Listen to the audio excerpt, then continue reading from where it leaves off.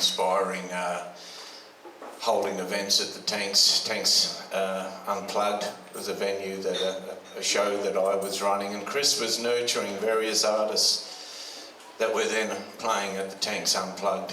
So I had this sort of other relationship with him as someone who I knew was always lifting others up. And I got the chance to see Chris do that as a journalist as well when he was at the Cairns Post. And I do a bit of relief teaching in the schools, and he was so proud of the Education Post segment that he was doing. And again, he was there lifting up young people, encouraging them to express themselves and get good at their craft and stuff like that. We're going to take a few minutes now. We're going to sort out some music. My nerves are sorted. I'll be up here with Vance at least, maybe with Hack, with a couple of songs that might sort my nerves out. But Gordon, are you looking at a little segment now, or we're looking at anyone else who wants to sing a song? Yes or no? We were expecting a couple of other people, but you know, that dreaded C word, it's got in the way for a few people. Haven't been able to make it. So,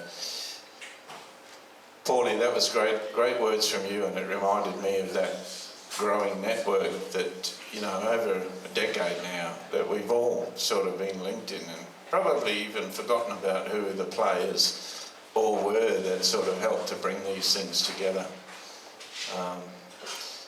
One of my other, you got another story, haven't you?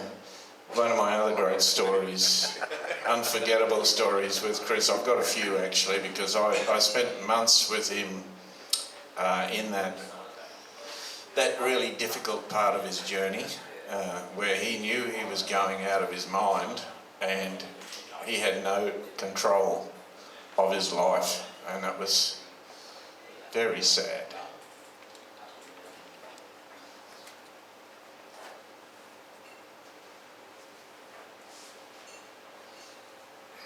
Look up the band Demon. It's an iconic heavy metal UK band that still exists. Chris was one of the founding members of that band, and they still revere him.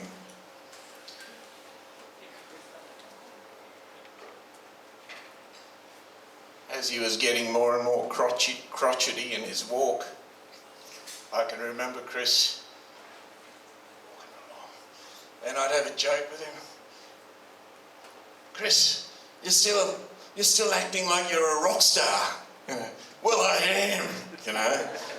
In his mind, you know, this life that he had in the UK with two very successful bands. His band Hunter was the first one. He told a few stories about Hunter. Oh, they were bad boys in Italy, because they were number one in Europe, or number one in Italy, I think. They had a huge tour of Europe and got into some real strife in Italy, what I remember, as rock musos do when they're stars. That's another one of the stories. And probably another little story, just as a musician, having him accompany me on a couple of my songs. And I don't write complicated songs. I've got very few really tricky bits in my songs. But finding Chris, I didn't realise what a guitarist he was, let alone, I knew he was pretty cool on keys, because he actually played a virtually a spontaneous keyboard track on a song that ended up on my album 2 years ago when we launched it, but the song had been recorded 8-9 years ago, and he played an amazing bass line, which he knew the song. But then, as we were finishing the recording, he saw that there was a keyboard in the studio, and he went, "Oh, you got a studio? You got a keyboard here?" So I think that song would really do with some keys, and it was literally instantaneous, spontaneous, and magic. And that song, those of you that have got the Coming Home album, that was sort of the bonus track that we added to that song, but that's one big sort of kudos I have with Chris Ellis, musically. Yep. So look, we're going to take a short break. Think of your own stories. Thank you all for coming along. If anyone feels inspired to say a few words, maybe it's something else. Maybe there's a story you've got that remembering the man and his segment of his life, segue of his life here in North Queensland. That was only one stage of his life, and we were very blessed, I think, as a community, and privileged to have had him here doing what he did. Yeah.